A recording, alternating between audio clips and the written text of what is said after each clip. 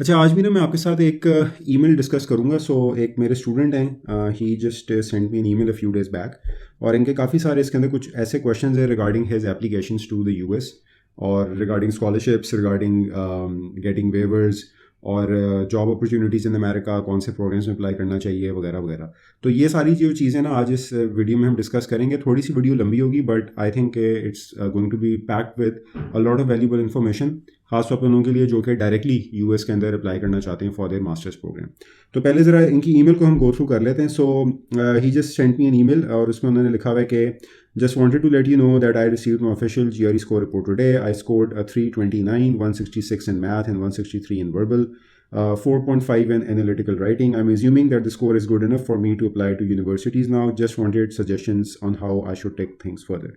Here are my credentials: GPA 3.5, undergrad in management sciences from LUMS, GRE 329, work experience 2 years, will be 3 if I go next year. Intended major is either business analytics or MBA. I wanted to apply to top universities in the US, including Ivy League schools, and I ideally want to stay in the US for 3 to 4 years after my master's. I'm fine with Canada as well, as long as the university is good. I'm choosing business analytics as it is a STEM degree, and I'm assuming that getting a job will be easier for me in this field. Otherwise, I am completely fine with going for an MBA as well. अच्छा, यहाँ पे नज़र हम थोड़ा रुक जाते हैं क्योंकि ईमेल आगे काफ़ी इनकी लंबी है, उसमें आगे बहुत सारे और क्वेश्चंस भी हैं। सबसे पहली चीज़ तो ये है कि देखें, जो बिजनेस एनालिटिक्स है, that's one of the hottest programs right now in America. और ये मैंने अपनी पिछली भी बहुत सारी वीडियोस में बात की भी है कि जो पर्सनली स्टूडेंट्स को मैं जानता हूँ जो कि इस प्रोग्राम के अंदर गए हैं अमेरिका में, चाहे वो टॉप नॉच प्रोग्राम्स में गए हैं या चाहे वो सेकंड ईयर या थर्ड ईयर प्रोग्राम्स में भी गए हैं, they have had a lot of success with getting jobs in America. ठीक है, और ये 1 ईयर के प्रोग्राम्स होते हैं, much cheaper than an MBA। आप 1 साल के अंदर you are in the job market, you get ample opportunities. और दूसरी एक और चीज़ ये है कि ये प्रोग्राम्स जो होते हैं इनका स्टेम डेजिग्नेशन होती है, यानी कि साइंस, टेक्नोलॉजी, इंजीनियरिंग, मैथ। इससे फ़ायदा क्या होता है कि जब आप यूएस में एक स्टेम डिग्री करके ग्रेजुएट करते हैं तो आपके पास तकरीबन 3 साल का एक वर्क परमिट होता है, जिसको OPT कहा जाता है, ऑप्शनल प्रैक्टिकल ट्रेनिंग। वो 3 साल का आपको एक वर्क परमिट मिल जाता है, जो कि फिर later on H1B visa, which is another type of work visa, वो उसमें कन्वर्ट हो जाता है और फिर इवेंचुअली एक ग्रीन कार्ड में कन्वर्ट हो जाता है, यानी कि यूएस की सिटीजनशिप के अंदर। तो मतलब स्टेम प्रोग्राम के अंदर आपको 3 साल खुला परमिट मिलता है काम करने का, जिसकी वजह से लोग इसको प्रेफर करते हैं। जो नॉन स्टेम प्रोग्राम्स होते हैं उनका इशू ये होता है कि उनमें जो वर्क परमिट होता है ना, वो सिर्फ आपको 1 ईयर का मिल रहा होता है। अब 1 ईयर के बाद अगर आपका एम्प्लॉयर आपके लिए कोशिश करे तो वो आपको H1B वीज़ा के लिए कर सकता है, लेकिन H1B एक लॉटरी सिस्टम होता है, उसमें चांसेस हैं कि आपको शायद H1B ना मिले 1 साल के बाद। तो आपके पास एक ही चांस होता है अगर आप नॉन स्टेम प्रोग्राम करके अमेरिका में ग्रेजुएट कर रहे हैं, तो you just have one chance after the end of that first year of OPT कि आपको H1B मिले। और जो लोग अप्लाई कर रहे होते हैं स्टेम प्रोग्राम्स के अंदर, उनके पास 3 चांसेस होते हैं, क्योंकि उनका 3 साल का वर्क परमिट होता है। जब वो पहले साल भी वो H1 के लिए अप्लाई कर सकते हैं, ना मिले तो सेकंड ईयर भी अप्लाई कर सकते हैं, उसमें उनके चांसेस बढ़ जाते हैं। और फिर थर्ड ईयर में भी वो अप्लाई कर सकते हैं अगर उनको सेकंड ईयर में भी H1 ना मिले, और थर्ड ईयर में लोगों को यूजुअली मिल जाता है। तो दैट्स द डिफरेंस। स्टेम के बहुत फ़ायदे हैं, जॉब्स भी बहुत अच्छी हैं, हाई पेइंग जॉब्स भी हैं, प्लस अमेरिका के अंदर आपके लिए सेटल होना, आपके लिए वहाँ पर एक पाथ टू सिटीजनशिप जो होता है वो बहुत compare to non stem programs easier होता है और मच क्विकर होता है, और उसमें चांसेस रिस्क भी थोड़ा सा कम होता है। तो नॉन स्टेम इस वजह से लोग इतना प्रेफर नहीं करते हैं। That being said, a lot of MBA programs in America वो भी अब स्टेम डेजिग्नेटेड हैं। तो अगर आप कहते हैं कि जी मैं MBA में इसलिए अप्लाई नहीं कर रहा क्योंकि वो स्टेम नहीं है, तो ये गलत है। Majority of the MBA programs in America are not stem designated.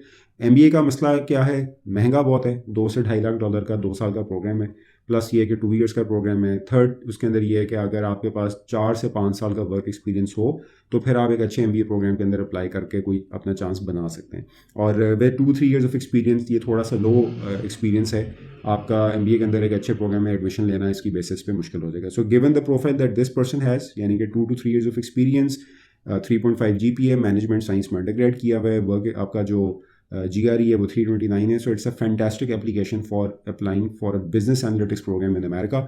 इसके अंदर आपको कुछ ना कुछ ट्यूशन वेवर भी मिल जाएगा, कोई ना कोई स्कॉलरशिप्स भी मिल जाएंगी। MBA on the other hand admission लेना भी मुश्किल है, और अगर हो गया तो आपको लोन लेना पड़ेगा, आपको स्कॉलरशिप बहुत ज़्यादा चाहिए होगी जो कि ज़रा मिलना मुश्किल होती है for top notch programs. Loans मिल जाते हैं बट स्कॉलरशिप्स मिलना मुश्किल होती हैं, ठीक है। सो इस वजह से MBA और एनालिटिक्स के अंदर आपका डिसीजन ये नहीं होना चाहिए कि वो स्टेम है या वो नॉन स्टेम है, दोनों स्टेम है। सिर्फ डिसीजन इस चीज़ पर होना चाहिए कि नंबर 1 कि आपके पास 5-6 साल का एक्सपीरियंस है तो आप MBA में चले जाएँ, अगर नहीं है तो आप एनालिटिक्स में चले जाएँ, और अगर आपके पास पैसे is a major issue, you need scholarships, you need funding, तो then go for business analytics. और अगर आप लोन लेके भी पढ़ सकते हैं तो आप अच्छे एक MBA प्रोग्राम में भी जा सकते हैं, आपको लोन्स मिल जाते हैं। अच्छा जी, उसके बाद एक क्वेश्चन फिर इनका आगे ये था, एक क्वेश्चन तो इनका इसके ऊपर था कि whether he should go for an MBA और should he go for an analytics. So वो मैंने उसको क्लैरिफाई कर दिया। उसके बाद उन्होंने कहा कि how should I short list universities. अच्छा देखें, अब सिंस आप बिजनेस एनालिटिक्स में अप्लाई कर रहे हैं तो बिजनेस एनालिटिक्स के अंदर मैं आपको एक चीज़ बता दूं कि it's such a hot program right now कि इसकी सप्लाई कम है मार्केट में और डिमांड बहुत ज़्यादा है। तो यूजुअली मैंने ये देखा है कि वो लोग जो कि बहुत एवरेज प्रोग्राम से भी बिजनेस एनालिटिक्स में अपना डिग्री कर लेते हैं US के अंदर, उनके पास भी मल्टीपल जॉब ऑफर्स होती हैं। तो अगर आप MBA में अप्लाई कर रहे होते हैं तो MBA के अंदर ब्रांड नेम बहुत मैटर करता है कि आपने हार्वर्ड से, स्टैनफोर्ड से, किसी Ivy League MBA प्रोग्राम से अगर आपने किया हुआ है तो वो उसके बहुत ज़्यादा उसकी वैल्यू होती है। लेकिन बिजनेस एनालिटिक्स जो है, क्योंकि ये it's up and coming field है, उसकी डिमांड मार्केट में बहुत ज़्यादा है, सप्लाई उस तरह से नहीं है। तो जो graduate second year, third year programs, यानी कि जो टॉप 10-15 प्रोग्राम्स ना भी हों, अगर उसके बाद वाली रैंकिंग के प्रोग्राम्स भी हैं up till the 40th rank programs, 50th rank programs, तो अगर आप उसके भी ग्रेजुएट हैं ना तो still you have a lot of opportunities in America. तो आप शॉर्ट लिस्टिंग जो है ना इस बेसिस पे ना कीजिएगा कि मैंने सिर्फ टॉप की 5 देखनी है। हाँ बिल्कुल, टॉप 5 भी देखें क्योंकि आपकी प्रोफाइल बहुत अच्छी है, इट्स वेरी स्ट्रॉन्ग, तो you should definitely apply to top notch programs as well. आप Ivy League स्कूल्स के अंदर एनालिटिक्स प्रोग्राम्स में अप्लाई करें। उसके बाद आप स्टेट यूनिवर्सिटीज़ में भी एनालिटिक्स में अप्लाई करें। आप एरिजोना स्टेट के अंदर अप्लाई कर सकते हैं, आप वैंडरबिल्ट में कर सकते हैं। यहाँ पर आपके ये थोड़े से लो रैंक होते हैं लेकिन ये आपको स्कॉलरशिप्स भी दे देंगे, या आपको फंडिंग भी कुछ ना कुछ दे देंगे, और यहाँ पे भी जॉब अपॉर्चुनिटीज़ लोगों के पास बहुत ज़्यादा होती हैं। सो एनालिटिक्स के अंदर just apply to all kinds of programs. अपने एम्बिशियस स्कूल्स भी रखें, टॉप 5 जो रैंक हैं उनमें भी 3-4 में अप्लाई करें, फिर जो next ranking second year programs है उसमें से भी 3-4 में अप्लाई कर दें। तो इससे ज़्यादा आगे जाने की ज़रूरत नहीं है क्योंकि इनकी प्रोफाइल काफ़ी अच्छी है। तो he should not apply to anywhere below the top 15 universities. Top 15 के अंदर रहकर ही आप अप्लाई करें। अच्छा जी, उसके बाद इनका एक और क्वेश्चन ये था कि I ideally want to leave at the earliest January 2024 intake would be ideal since September 2024 is late. अच्छा देखें, ये ना ये भी चीज़ है, मैं एक आप लोगों को क्लैरिफाई कर दूं कि जो लोग जनवरी के अंदर एडमिशन्स लेते हैं ना अमेरिका के अंदर, और जनवरी में उनका सेमेस्टर स्टार्ट होता है, तो जनवरी is not good for international students. उसकी वजह ये होती है कि जो आपका अमेरिका में जो जॉब साइकिल होता है ना, कि जो एम्प्लॉयर्स यूनिवर्सिटीज़ के कैंपस पे आते हैं हायरिंग करने, या जो उनका हायरिंग साइकिल होता है कंपनीज़ का, वो बेसिकली अलाइन कर रहे होते हैं उसको with people who are graduating in May. तो जब लोग मई में ग्रेजुएट कर रहे होते हैं ना तो साथ ही जो कंपनीज होती हैं ना वो अपनी इनटेक ले रही होती हैं फॉर फ्रेश एम्प्लॉयज़, ठीक है। अब अगर आप जनवरी इनटेक में जाएंगे ना तो आप ग्रेजुएट करेंगे दिसंबर में, आप मई में नहीं ग्रेजुएट करेंगे। जब आप दिसंबर में ग्रेजुएट करेंगे ना तो आपको आपका जो ग्रेजुएशन डेट है ना वो कंपनीज़ की हायरिंग साइकिल के साथ कोइंसाइड नहीं करेगा। कंपनीज़ के जो कैंपसेस के ऊपर जो जॉब फेयर्स होते हैं, जो प्लेसमेंट ऑफिसेज होते हैं, वो सबसे ज़्यादा एक्टिव तब होते हैं जब मई के स्टूडेंट्स जब मई में ग्रेजुएट कर रहे होते हैं उससे कुछ महीना पहले वो एक्टिव हो जाते हैं। तो अगर आप अमेरिका के अंदर एज एन इंटरनेशनल स्टूडेंट जा रहे हैं, you don't have American green card और नेशनैलिटी, तो आपको फॉल इनटेक में जाना चाहिए। आप सितंबर में जाके अपना सेशन स्टार्ट करें ताकि आप ग्रेजुएट करें मई में जाके, 1 साल बाद या 2 साल बाद आप मई में ग्रेजुएट करें और आपकी जो ग्रेजुएशन है वो इन लाइन हो जाए with the hiring cycle. Otherwise ये है कि आपके लिए बहुत प्रॉब्लम होगी, आपको अपने एंड के ऊपर बहुत एफर्ट पुट करनी पड़ेगी एम्प्लॉयज़ तक जाने की और जॉब्स ढूंढने के लिए। कैंपस के ऊपर लोग यूजुअली आ रहे होते हैं in line with may graduation. तो ये एक चीज़ है कि मैं आपको रिकमेंड नहीं करूँगा कि आप जनवरी इनटेक में जाएँ। मैं किसी भी इंटरनेशनल स्टूडेंट को बाय द वे रिकमेंड नहीं करता कि वो जनवरी इनटेक के अंदर जा रहे हो। उसके बाद एक और क्वेश्चन ये था कि some challenges and concerns he that he has shared.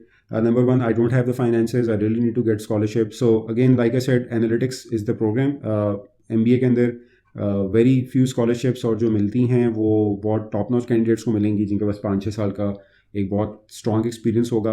Analytics के अंदर प्रोग्राम्स भी सस्ते होते हैं, almost 1/3 the cost of MBA programme plus 1 year programme है, प्लस आपको यहाँ पे TA-शिप, RA-शिप और पार्शियल ट्यूशन वेवर्स की भी ऑप्शंस मिल जाती हैं, ठीक है। तो इस वजह से गो विद एनालिटिक्स, आपको फंडिंग के वहाँ पे काफ़ी ज़्यादा अपॉर्चुनिटीज़ होंगी ना वो मिल जाएंगी। लोन्स आपको अलबत्ता एनालिटिक्स के लिए यूनिवर्सिटीज़ नहीं देती हैं, लोन सिर्फ MBA प्रोग्राम्स को ऑफर किए जाते हैं। तो वो जो लोन्स का चक्कर है ना सारा के, जो प्रोडिजी फाइनेंस हो गया या कोई और लोन्स की ऑर्गेनाइजेशन होगी, वो सिर्फ और सिर्फ आपको MBA के लिए स्पॉन्सर कर रही होती हैं, नॉट फॉर एनालिटिक्स। दूसरी एक और चीज़ आ जाती है Which universities should I apply for business analytics that have good employment rate? Like I said, apply to top 15.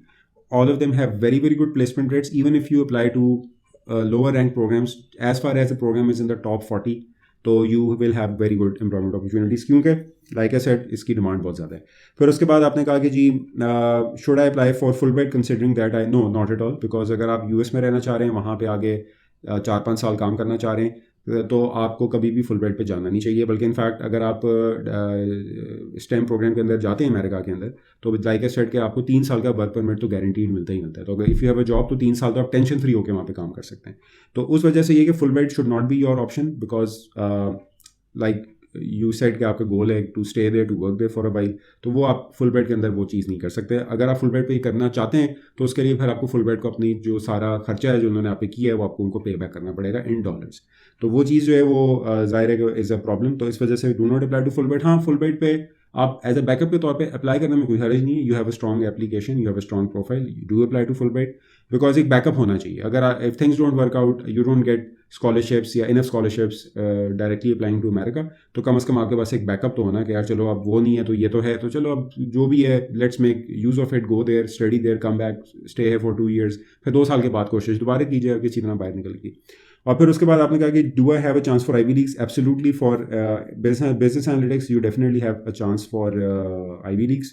और how should I go about essays and recommendations if you have any samples that you can share? अच्छा, essays और recommendations देखें, essays वाला जो part है ना, उसमें मैं आपको ये रिकमेंड करूँगा कि अब ये भी कई लोगों को एक मिसकंसेप्शन होता है कि लोग ना एक ऐसे लिख लेते हैं बैठ के और वो हर यूनिवर्सिटी में ना उसी को सबमिट करना शुरू कर देते हैं. Now days every university has its own requirements. कोई 500 वर्ड की पर्सनल स्टेटमेंट मांगेगा, कोई 1000 वर्ड की मांगेगा, कोई 750 वर्ड्स की मांगेगा.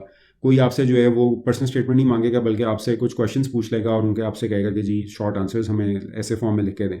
तो बजाय इसके कि आप पहले पर्सनल स्टेटमेंट के ऊपर काम शुरू कर दें, पहले आप यूनिवर्सिटीज़ को शॉर्ट लिस्ट करें. और यूनिवर्सिटीज़ की शॉर्ट लिस्टिंग करने के बाद जब आपके पास लेट से 8-10 यूनिवर्सिटीज़ हैं, उसके बाद आप उनकी इंडिविजुअल जाके देखें कि उनकी रिक्वायरमेंट क्या है पर्सनल स्टेटमेंट की, रिकमेंडेशन लेटर्स की. उसके हिसाब से फिर आप अपनी पर्सनल स्टेटमेंट को जो है ना वो डिज़ाइन करना शुरू करें. कई दफ़ा लोग क्या करेंगे कि पहले 1000 वर्ड की पर्सनल स्टेटमेंट लिख देंगे, उसके बाद जब अप्लाई करने का टाइम आएगा पता चलेगा कि जी 5 यूनिवर्सिटियाँ तो 500 वर्ड की पर्सनल स्टेटमेंट मांग रही हैं, 5 यूनिवर्सिटियाँ जो हैं वो तो कह रही हैं कि हमें पर्सनल स्टेटमेंट चाहिए नहीं है, हम आपसे ये जो 3-4 हमारे सवाल हैं आप इनका जवाब दे दें एक ऐसे फॉर्म के अंदर. तो वो आपकी एक एफर्ट जो है ना वो टोटली ज़ाया हो जाती है. और इस वजह से ये है कि प्लीज़ पहले आप अपनी शॉर्ट लिस्टिंग कर लें. Like I said, short listing with the kind of profile that you have. आप टॉप 15 प्रोग्राम्स में अप्लाई करें. अप्लाई उन प्रोग्राम्स में करें जो कि या तो सस्ते हैं या वो स्कॉलरशिप्स देते हैं या उनके पास कोई ना कोई पार्ट टाइम वर्क अपॉर्चुनिटीज़ होती हैं जिसकी बेसिस पे आपको कोई ना कोई ट्यूशन फ़ी वेवर मिल जाए. और उन यूनिवर्सिटीज़ में अप्लाई करें जो कि जिनका जो करिकुलम है, कोर करिकुलम है, वो आपके इंटरेस्ट से मैच करता हो, जिनकी प्लेसमेंट्स उन इंडस्ट्रीज़ के अंदर हो जहाँ पे आप आगे इवेंचुअली जाके काम करना चाहते हो. लाइक मैं एरिजोना स्टेट यूनिवर्सिटी के बारे में इतना जानता हूँ कि मेरे कई स्टूडेंट्स हैं जो कि टेक में जाना चाहते हैं. Like they want to work with Apple, Google, Amazon, इस तरह कंपनीज़ के साथ. तो वो एरिजोना स्टेट के अंदर काफ़ी स्टूडेंट्स जो गए हैं वो वहाँ से फिर डायरेक्टली उन कंपनीज़ में उनकी हायरिंग हो जाती है आफ्टर बिजनेस एनालिटिक्स डिग्री. तो मतलब ये कि आपकी जो शॉर्ट लिस्टिंग है वो on the basis of number 1, since financial need is your biggest concern, तो सिर्फ उन प्रोग्राम्स में अप्लाई करें जो स्कॉलरशिप्स ऑफर करते हैं, पार्शल चाहे कर दें चाहे फुल कर दें, और या वो आपको कोई ना कोई टीएशिप या आरएशिप दे के आपको कोई स्टाइपेंड दे दें जिसके ऊपर आप अपना कुछ खर्चा पानी पूरा कर लें. तो ये आपका मेन कंसर्न होना चाहिए. इसके लिए आप यूनिवर्सिटीज़ को कांटेक्ट भी कर सकते हैं. उनकी वेबसाइट्स पे बाकायदा स्कॉलरशिप्स के सेक्शंस होते हैं, वहाँ से आपको पता चल जाएगा कि इधर स्कॉलरशिप्स मिलती हैं नहीं मिलती. कुछ कहेंगे कि जी हम देते ही नहीं है, हम इंटरनेशनल स्टूडेंट्स को टका नहीं देते, उधर अप्लाई करने का फ़ायदा नहीं है. जो दे रहे हैं उधर अप्लाई करें. और उनमें भी फिर अगर आपने फर्दर कोई शॉर्ट लिस्टिंग करनी है तो वो फिर आप इस बेसिस पे कर लें, क्योंकि क्लास साइज़ कितना है, जितना छोटा क्लास साइज़ होगा उतनी अच्छी बात है, क्योंकि उतनी जॉब्स मिलना आसान हो जाती हैं. और दूसरा ये कि आप उन प्रोग्राम्स में अप्लाई करें जिनकी आगे जो प्लेसमेंट रिकॉर्ड है इन द लास्ट 3-4 years, वो उन कंपनीज़ की तरफ वो प्लेसमेंट्स कर रहे हो जहाँ पे आप आगे अपने आप को करियर अपना देखना चाहते हैं. तो ये बेसिकली इसका है. तो I have summed it up everything in detail. अगर if you still have any questions या anyone else has any questions regarding this, या you want to discuss your profile as well, तो आप मुझे प्लीज़ कमेंट बॉक्स में एक message कर दीजिए या आप मुझे ईमेल कर दीजिए. तो I will be happy to discuss your profile as well, ताकि ये कि आपको एक इंडिविजुअल किस्म की गाइडेंस मिल जाए. Thank you.